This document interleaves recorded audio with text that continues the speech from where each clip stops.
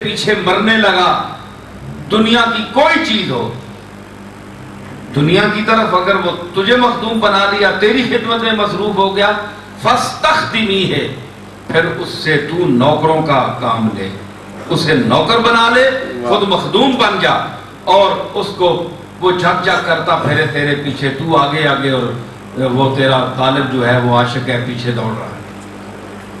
یعنی دیکھ لیں حضور کے اس ارشاد کو، آپ میں ہم سب کو دیکھنا چاہیے کہ ہمارے آقا اور مولا نے جو یہ ارشاد فرمایا ہے، جو دنیا کی حقیقت کو سمجھتے ہیں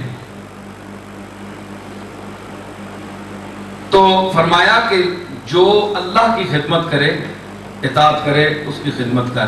اب لوگ پوچھتے ہیں جناب کہ کرامت کیا ہے؟ یہ صوفیوں کی کرامتیں کیا ہوتی ہیں؟ یہ اپنی طرف سے گھڑ لیتے ہیں، آج کل گھڑی بھی جاتی ہیں، بڑے بڑے متصوف بھی ہیں جو جعلی صوفی ہیں، اپنی طرف سے مریدوں کو مطمئن کرنے کے لیے ایسی ایسی داستانیں گھڑ لیتے ہیں جن کا حقیقت سے تعلق نہیں ہوتا۔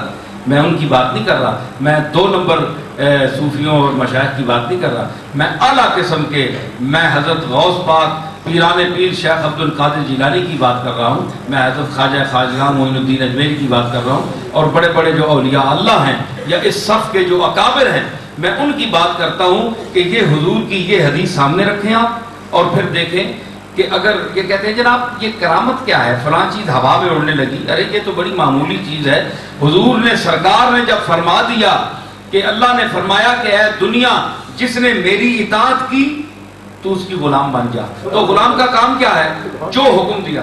اللہ کے مقبولوں نے اللہ کی اطاعت کی، اللہ کے رسول کی اطاعت کی، تو پھر ان کا اس حدیث کے مطابق وہ جدھر حکم کرتے، حق نہیں تھا دنیا کا کہ وہ اسی طرح ہو جاتی، کوئی چیز بھی ہو۔ رسول اللہ کی زبان حق ترجمان، یہ ایک حدیث میں، ویسے تو میں کرامت پر حضرت سلیمان علیہ السلام کی وہ بات بھی پیش کر سکتا ہوں، لیکن وہ اس ضمیر کا مرجع علماء نے لکھا ہے کہ وہ خود سلیمان علیہ السلام تھے، یہ بھی علماء نے لکھا ہے۔ میں نے ایک اور آیت سے کرامت کا استخراج کیا ہے، وہ میری اپنی ذہنی سوچ ہے اور میرا فکر ہے، وہ کبھی پھر پیش کروں گا۔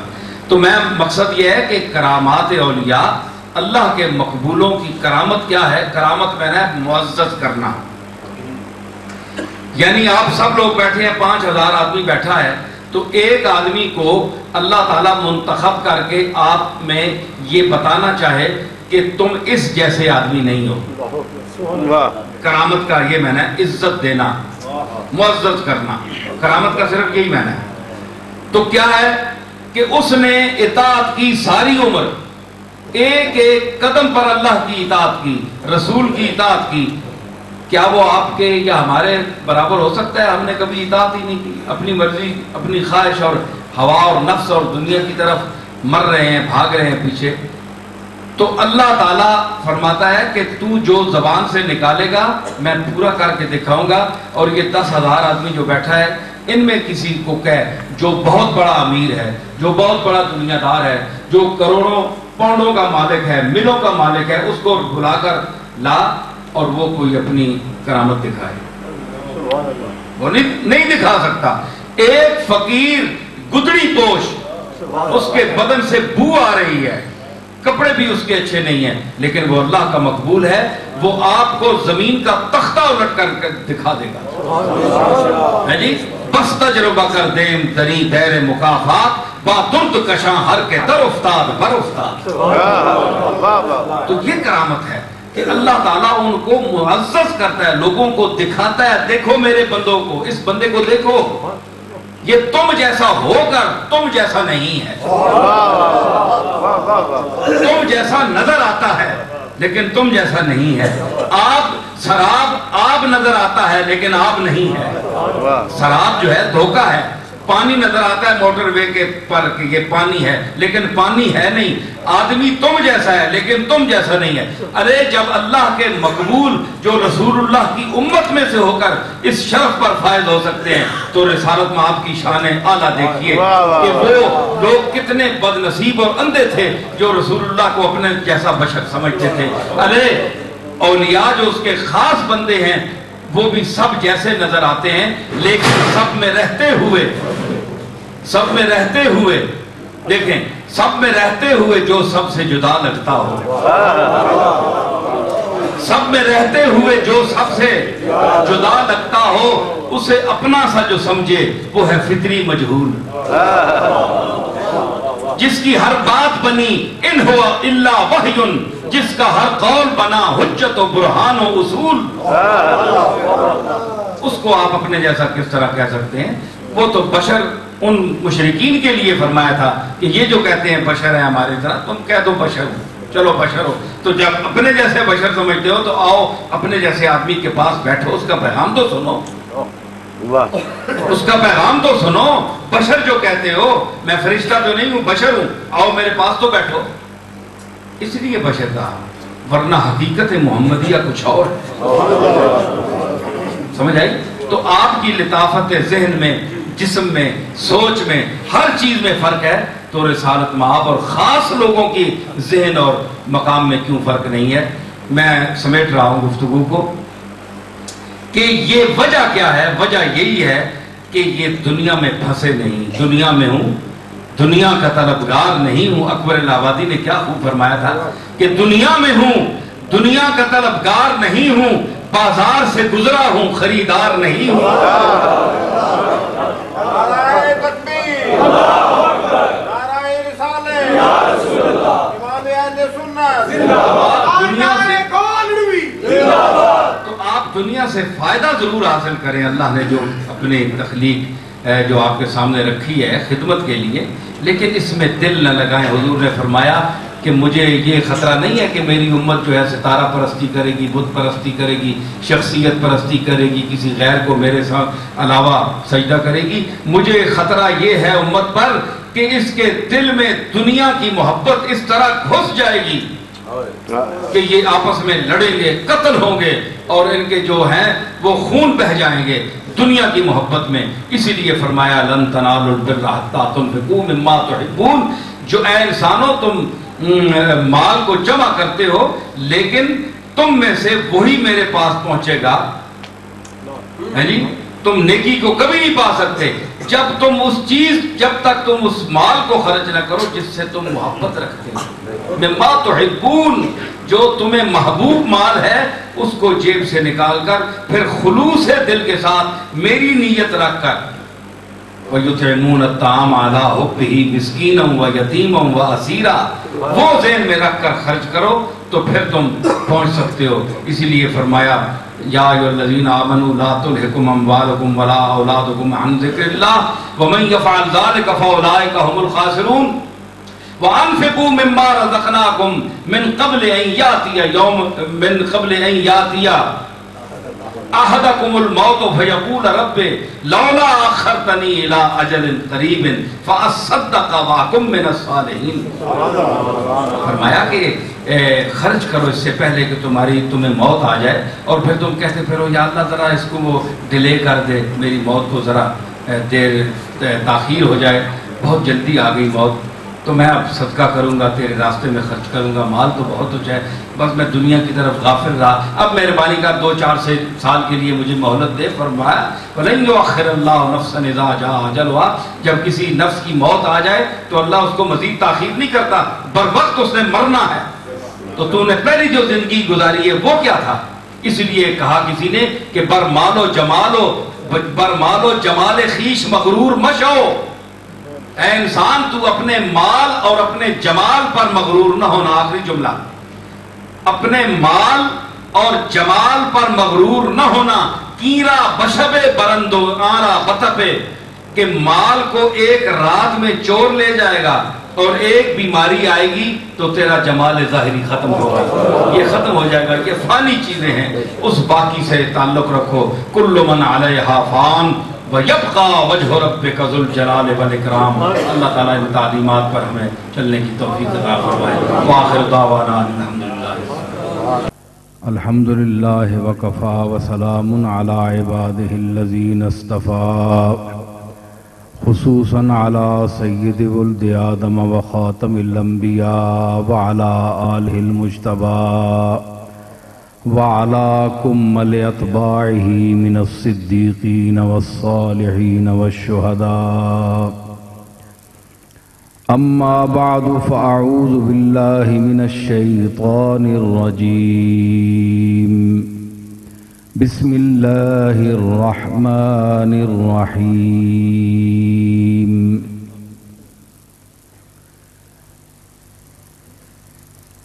واتقوا يوما ترجعون فيه إلى الله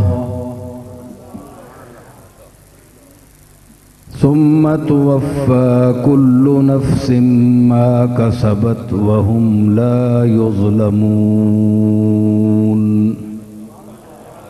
صدق الله مولانا العظيم إن الله وملائكته يصلون على النبي يا أيها الذين آمنوا صلوا عليه وسلموا تسلیما. دروشی بآواز بلند. میں نے جو آیت کریمہ آپ کے سامنے تلاوت کی ہے اور یہ شرف حاصل کیا ہے، اللہ تعالیٰ نے اس میں ارشاد فرمایا کہ واتقوا یوما ترجعون فیہ الی اللہ، اس دن سے ڈرو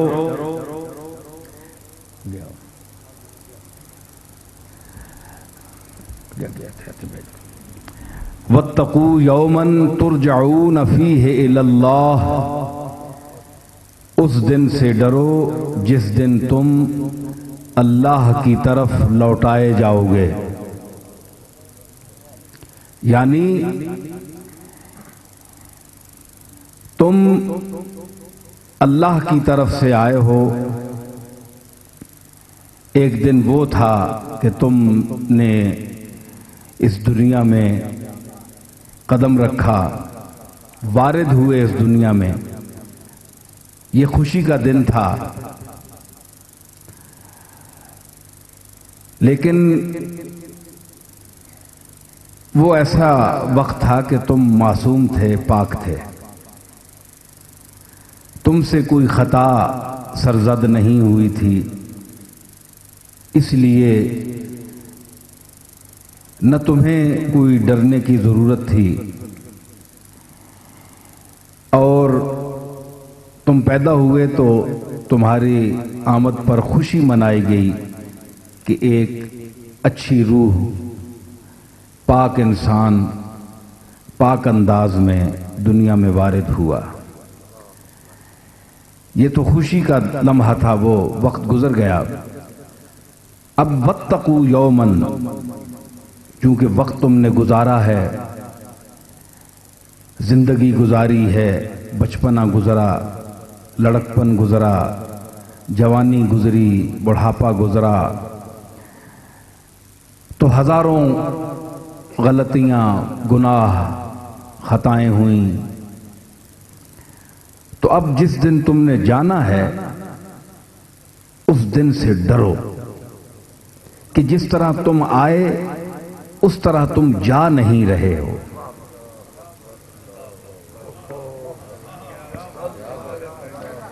کس پاکیزگی کے ساتھ آئے، کس نفاست کے ساتھ آئے، کیا خوشیوں کا امکان لے کر آئے.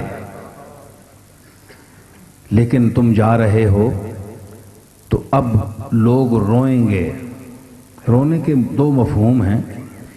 ایک یہ ہوتا ہے کہ یہ آدمی دنیا سے چلا گیا، داغ مفارقت دے گیا، داغ جدائی دے گیا، اچھے دن اس کے ساتھ گزرے، تعلقات تھے، رابطہ تھا، محبت تھی. یہ دور ان کے میرے درمیان بھی گزرا ہے، خوشی کے دن تھے، محبت تھی، دوستانہ تھا. تو اچھا وقت جو ہے گزرا ہوا انسان کو یاد آتا ہے، انسان رونے پر مجبور ہو جاتا ہے. لیکن جو عارفین ہیں، جو کاملین ہیں، ان کے رونے کا ایک اور مقام بھی ہوتا ہے، ان کا ایک اور منشا بھی ہوتا ہے.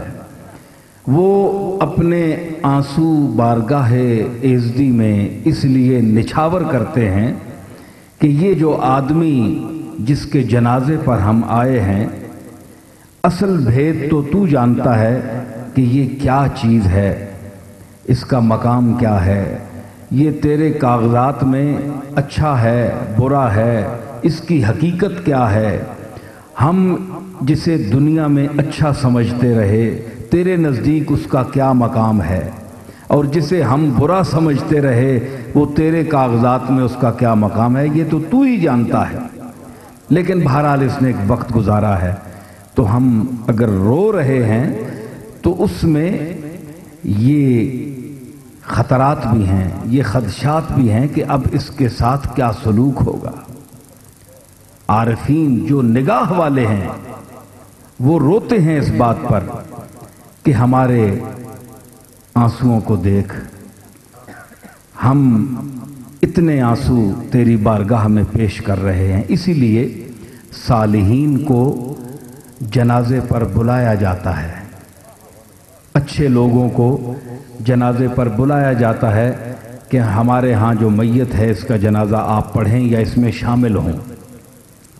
बाज़ ऐसे मैयत होते हैं कि जिनकी निकूकारी, तहारत, पाकीज़गी, इफ़्फ़त और इस्लाह अमल और जो उनके अंदर सलाहियतें हैं, जो उन्होंने अच्छा वक्त गुजारा है, उसकी बदौलत जनाजे में शरीक लोग बख्शे जाते हैं। यानी उस एक आदमी की पाकीज़गी की तुफैल। और बाज़ ऐसे लोग होते हैं, एक ऐसा आदमी जनाजे में शरीक होता है कि जिसकी बदौलत मैयत और तमाम शुरकाए जनाजा बख्शे जाते हैं। इसलिए ये नहीं कहा जा सकता कि कौन क्या है।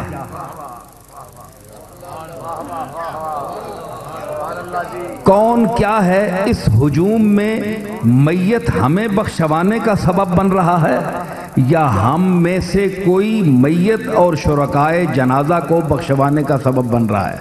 ये एक हुजूम होता है, और हुजूम में अल्लाह ने उसकी रहमत ने एक आदमी को मुंतखब करना होता है, और वो खेल एक आदमी के सर पर होता है कि उसने किसके लिए क्या करना है। तो ये आंसू इसलिए बहाए जाते हैं, आंसुओं का भी एक मकाम है। मेरा मजमून ज़रा कुछ आम रूटीन से हट कर होता है, आप इसे सुना करें, ये भी एक अंदाज होता है। मैं अपने तबीयत से बोलता हूँ, और माशाअल्लाह उलमा यहाँ तशरीफ़ फरमा हैं, ये मेरी बातों को पसंद भी फरमाते हैं, और मेरे यानी वो जो गुफ्तगू है उसको एक सादा कतरा आब समझें, एक सादा पानी है का एक कतरा है मेरा एक एक लफ्ज़। इसकी कोई वक़्त नहीं है, इसकी कोई हैसियत नहीं है, एक पानी का कतरा है। लेकिन आपके कान, इसकी जो साख्त है ये सीप की है। तो आपको पता है कि जब कतरा सीप के पेट में चला जाता है तो वो सीप उसको मोती बना देता है।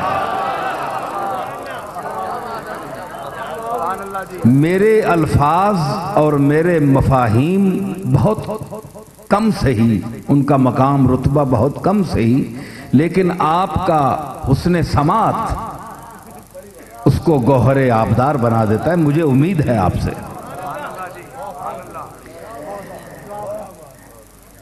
क्योंकि बात कोई नई नहीं होती, अंदाज नए होते हैं, ढंग नया होता है। तो मैं आपके इस ज़ौक़ को देखकर चलूंगा। तो ये कतरा आब जो है, आंसू, आंसू, आंसू तो उर्दू है ना, تو یہ اگر اس کو آپ فارسی کا لفظ بنائیں، مرکب کریں، تو یہ دو لفظوں سے مرکب ہے۔ مفتی صاحب آپ غور فرمائیں، دو مفتی بیٹھے ہیں ماشاءاللہ، قرآن و سعدان ہے آج، کہ ایک ہے آنسو جو ٹپکتا ہے، ایک ہے دنیا اور غم دنیا کے لیے ٹپکے، یہ تو آنسو ہے، ایک یہ طرف ہے، اور یہ مرکب ہو اگر فارسی کے لفظ سے اس کو بنائیں تو اس کا معنی یہ بنے گا سو، سو میں نے فارسی میں طرف، سو میں نے طرف، میں نے وہ، اس، سو اس طرف سے آیا ہوا،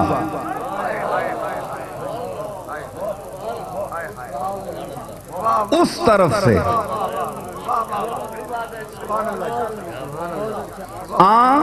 سو اس طرف سے، ایک ہے نا اس طرف سے دنیا، غم روزگار، غم روزگار نہیں، غم یار،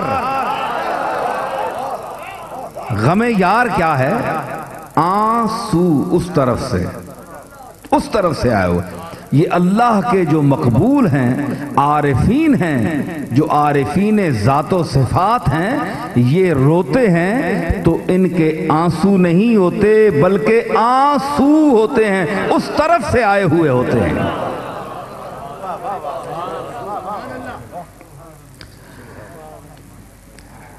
اسی لیے خسرو نے کہا تھا، دیکھو نا، لوگ کہتے ہیں جناب یہ صوفیوں کا کلام کیوں پڑھتے ہیں؟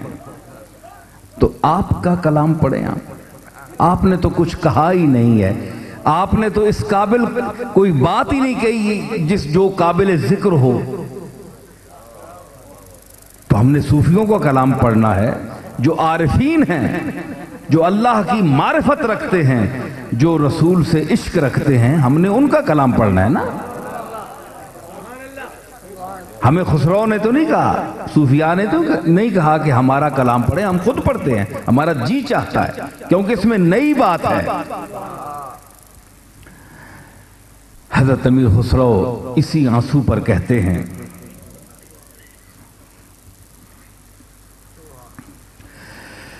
بئیں تر دامنی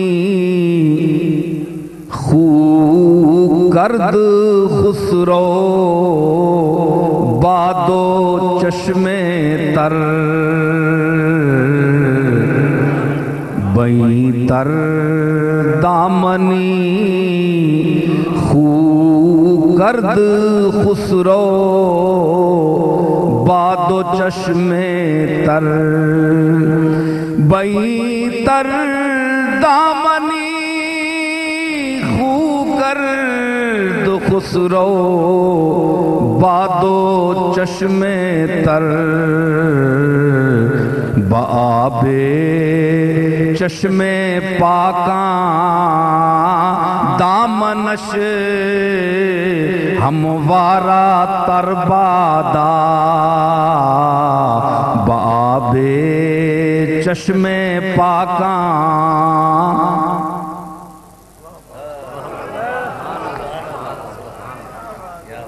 بئیں تر دامنی خو کرد خسرو بادو چشم تر، خسرو یہ رات دن جو روتا ہے، خسرو یہ رات دن جو روتا ہے تو اس کے اندر کچھ نہ کچھ ہوتا ہے۔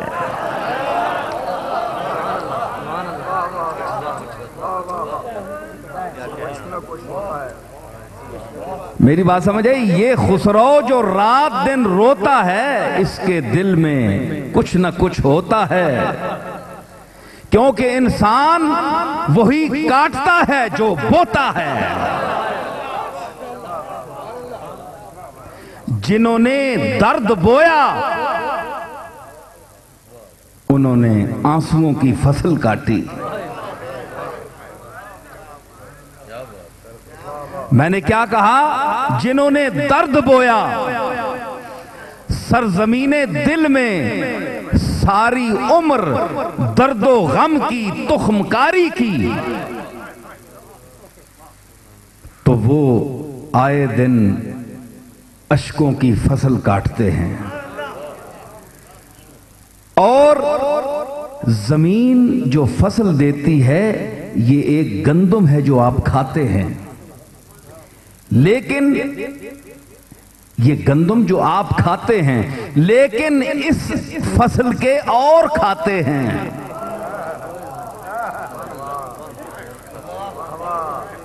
ये गंदम तो आप खाते हैं ना, ये जमीन इस दुनिया की जमीन की उगी हुई चीज है, लेकिन ये आप खाते हैं, लेकिन ये जो अश्कों की फसल है इसके दिल के खाते हैं, दिल के खाते हैं।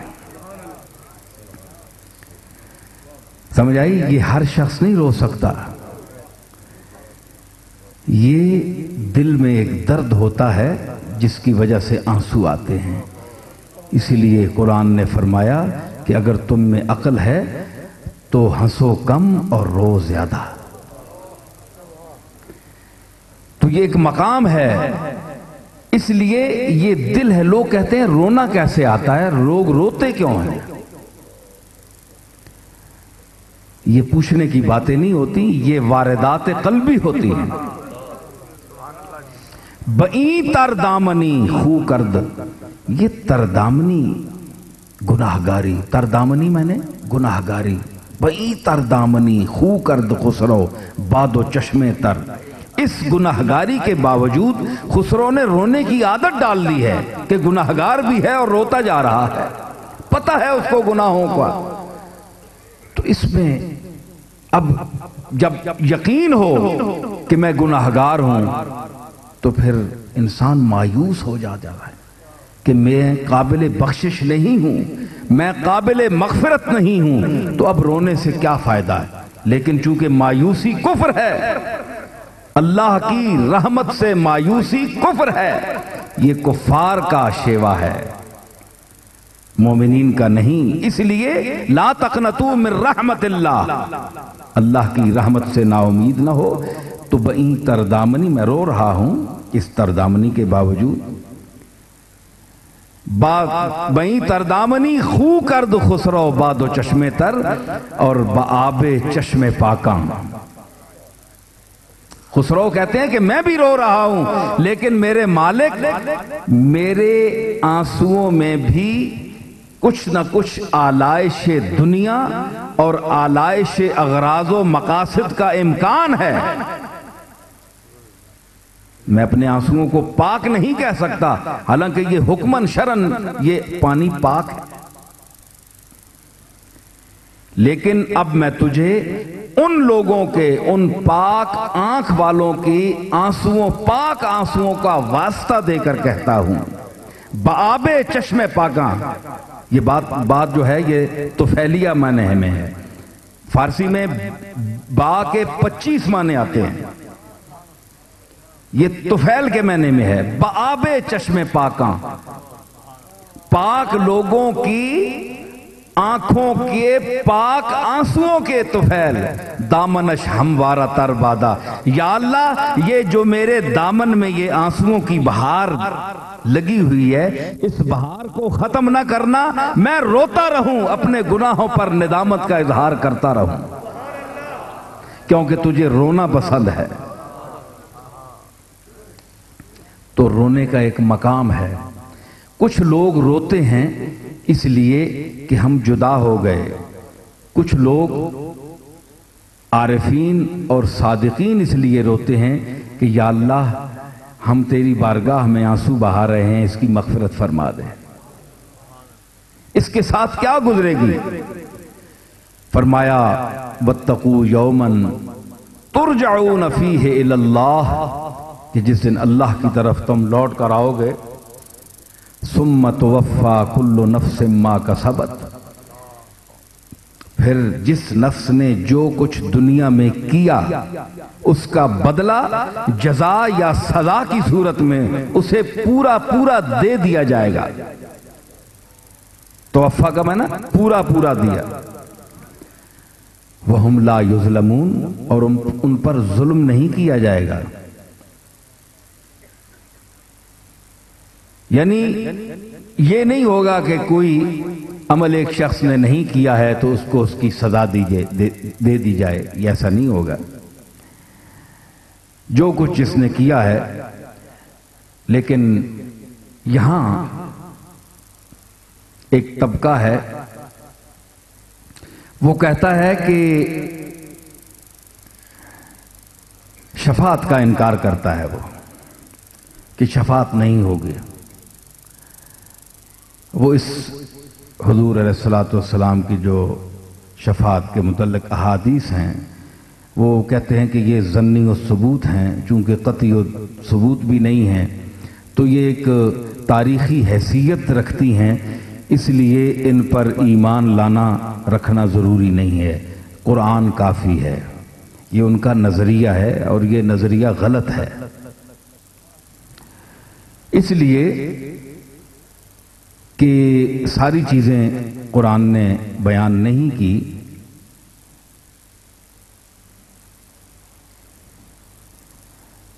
اگرچہ ہر چیز کا اجمالی تفصیلی ذکر قرآن نے اشارہ کیا ہے کہ ہم نے ہر چیز اس میں بیان کی ہے، لیکن اس بیان جو کیا گیا ہے اس کے لیے خاص علم، خاص ادراک، خاص نگاہ چاہیے. ہم لوگ جو عام ہیں، ہمارے لوگوں کے لیے، ہم لوگوں کے لیے حضور علیہ الصلوۃ والسلام کا اسوہ حسنہ، آپ کا عمل مبارک جو ہے وہ دستور حیات ہے. جہاں قرآن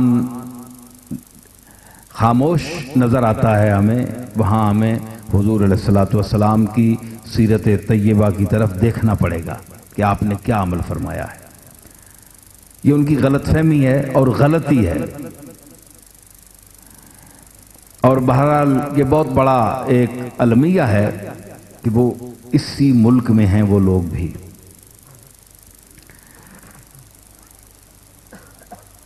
وہ کہتے ہیں کہ شفاعت نہیں ہوگی. وہ آیت پڑھتے ہیں کہ جس دن انسان اللہ کی بارگاہ میں پیش ہوگا، وَمَنْ يَعْمَلْ مِثْقَالَ ذَرَّةٍ خَيْرًا يَرَهُ وَمَنْ يَعْمَلْ مِثْقَالَ ذَرَّةٍ شَرًّا يَرَهُ. جو کچھ ذرہ برابر نیکی کی اس نے دیکھے گا، ذرہ برابر برائی کی وہ دیکھے گا.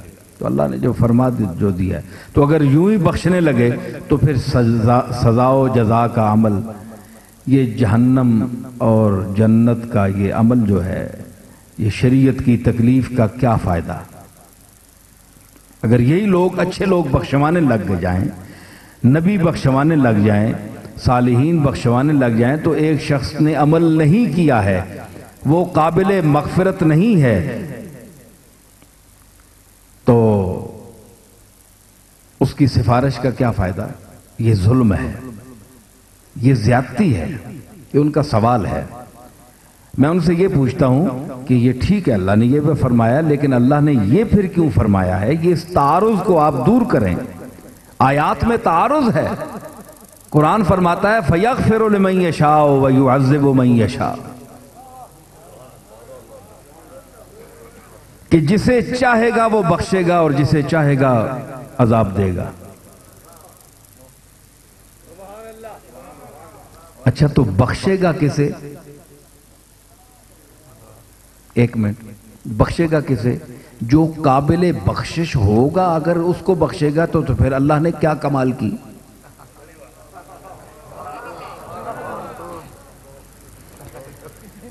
اللہ کا فضل کیا ہوا؟ اس نے تو اپنے عمل کے جزا پا لی، وہ تو ہے ہی قابل مغفرت. پھر یغفر لمن یشاء کا کیا مطلب ہے؟ میرا اعتراض ہے ان لوگوں پر. یغفر لمن یشاء، جس کو چاہے بخش دے. تو اگر وہ بخشش کے قابل ہے تو اس کو بخش دیا، تو پھر اللہ نے فضل کیا کیا؟ اس نے تو اس کی محنت کا پورا معاوضہ دیا. ظاہر ہے کہ یغفر لمن یشاء کا مطلب یہ ہوگا کہ وہ گناہگار ہوگا، جس گناہگار کو جس انداز سے وہ بخشنا چاہے، چھوڑنا چاہے، یہ اس کی اپنی مرضی ہے. اور وَيُعَذِّبُ مَن يَشَاءُ، اور جس کو چاہے ایک نیکوکار ہے اس کو عذاب دے. یہ کیا اس نے عمل اچھے کیے ہیں، اس کو کیسے وہ عذاب کے قابل کس طرح ہے؟ عذاب کے اور انداز بھی ہیں، گناہ کے اور طریقے بھی ہیں. اگر وہی ایک نیکوکار